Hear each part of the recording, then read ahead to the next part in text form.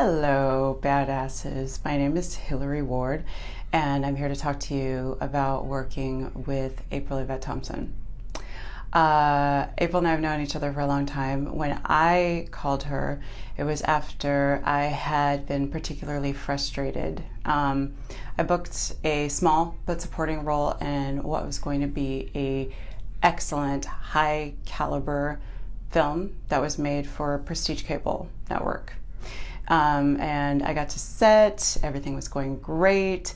I was getting feedback about my dailies from everybody from the wardrobe assistant to the director who chased me down and told me what a powerful force I am on screen. So I'm thinking, great. I wrap up filming, I get to the premiere in my new dress, I walk the carpet, I got my diamonds, I had my makeup done. We sit down, the lights go down in the theater and the Paramount lot, and I show up in the first 30 seconds and I'm really excited. I see my face, and then the movie goes and goes and goes, and all of my scenes with this big A-list star that I had shot, that I've been getting all this great feedback about, they all got cut. And I knew why. It's because the film wasn't about me. You know, I was playing the wife of someone who was already an important but supporting character. And the director even came up to me after the premiere and said, I know that we did all of this great work, but if I was making a 3-hour movie, that would be one thing, but I'm making a 2-hour movie, so I'm so sorry, your scenes had to go. And I couldn't get them. And so I called April and I was frustrated, and I was thinking, I'm embarrassed and I'm frustrated. I thought I was going to have this amazing tape. I thought that I was going to be able to hand this to my team and say, like, let's go get him. Look, I have this great tape with a household name. So now it shows that I'm ready for these roles, right? I'm ready to go to the next level. But that didn't happen. While I was talking to April, she said, well, why don't you write something for yourself? And I did her exercise about finding your emotional chords, and I realized that an idea that I had while I was waiting around in my trailer on set was the perfect vehicle for me to not only play one of my chords, but also it was a story that I was really passionate about telling. And so she put me on a writing schedule. This was in June. By September, I was at her home for a retreat. We banged out the script for a short, which we realized probably was more likely the climax of a feature. So she put me on a writing schedule again. A few months later, in May, we were doing another writer's retreat where I was able to get the next draft done. And I'm still working through revisions of that. But what's interesting is that through this whole process, what I'm starting to learn more and more is that outer experience is an expression of inner reality. Okay, so as my inner reality shifted, my experience in the business began to shift as I understood that I am not an actor who has to wait around for someone to choose her and then to choose to keep her scenes in the film in order for me to have a career. I'm not that actor. Actually, I can be a person who is a creator. I can be a writer. I can be a producer. I can be a collaborator. I don't just have to be an actor who's waiting around for the phone to ring, who is doing her best at auditions and then giving away all of her power. So the first thing I did was I talked to my agent at the time and I said, hey, so I know we don't have the tape. That's a bummer. I still have this great credit. Half of these people don't even subscribe to HBO. They're not going to know. They're not going to see it. What are we going to do? How are we going to leverage this credit? And also, I need to know what my rate is now. Okay, because I'm starting to get these great guest star auditions.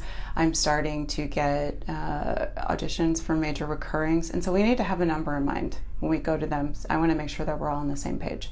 And I threw out some ideas to him of what I thought we should be asking, because I asked what my friends were getting. His response to me was, well, I always try to get you more money every job. We'll cross that bridge when we come to it. So not 2 days later, I booked my first recurring guest star. I got a $50 raise from what I have been earning a day as a co-star. $50. So I fired him. Now, a lot of people would think that was crazy. I did not have another agent lined up. Hadn't even taken meetings. I didn't know what I was going to do, but I knew if the next job did come in and I had to give him a commission on it, I was going to resent it. I wasn't going to be happy about it. And I felt like I was selling myself short by sticking in a relationship that I was like, this person doesn't value me. He doesn't see my career going the same place that I see my career going, and that means that we can't collaborate anymore. So I fired him. And I took a bunch of meetings. I called all my friends. I said, who are you going to refer me to? All my friends who had careers that I admired, careers that I was aspiring to. I said, okay, I need help getting into the door. And so they helped me set up meetings. And I took a bunch of meetings. And in the first 6 months, I got no agent. But I stuck with it. And in January of the next year, I got an agent. Now, I got an agent in January, the time that everybody says it's crazy. You can't even get a meeting with an agent. It's silly to try. That's when I got my meeting with my agent, and then I signed with them a week later. Okay? So, first of all, there are no impossibles. It's just because it happened to somebody else doesn't mean it's going to happen to you. Okay? You can make your own way. So I signed with this agency, and not a month later, I booked a major recurring on a limited series. That's coming up. It's going to be, we filmed all year, but it's coming up next year. And I thought, great, here we go. What's next? And since then, since booking this major recurring, I've booked a great juicy top of show guest on a network show that will also be recurring.